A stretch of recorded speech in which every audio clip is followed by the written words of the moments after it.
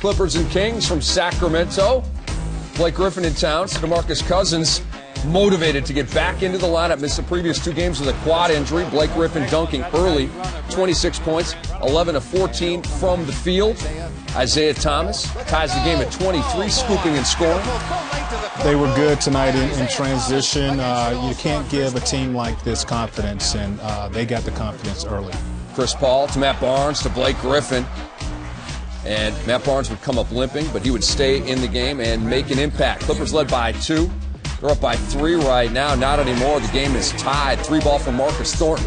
Marcus Thornton, 6 for 10 tonight. That 3-ball was really good for the Kings, shooting 50% from the floor, 14 for 28.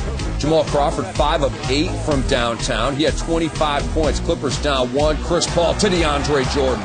Well, transition, the Clippers tonight had 29 points in transition.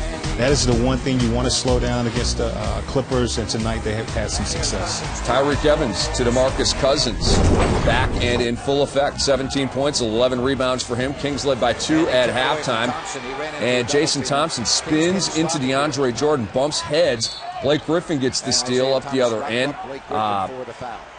A foul was called, and you see right here, Jason Thompson takes a shot to the side of the head.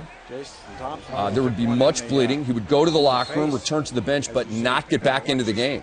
Well, this was a physical game. It seemed for 48 minutes. Here you see Cousins trying to stop Griffin and comes up with a flagrant foul. Bad decision, bad play. That was called a clear path foul there on DeMarcus Cousins, and he and Blake Griffin have had words and got nose-to-nose before in games. Tyreek Evans caps a 13-0 run by the Kings. They were up by 5, and then the Kings start fouling DeAndre Jordan, one of the worst free throw shooters in the history of the NBA.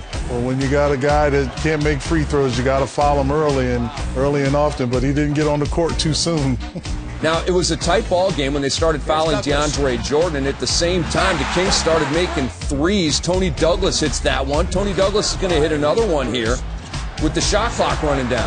Well, Douglas did a good job of getting himself open, but the Clippers did a bad job of closing out to three-point shooters. You got to stay down.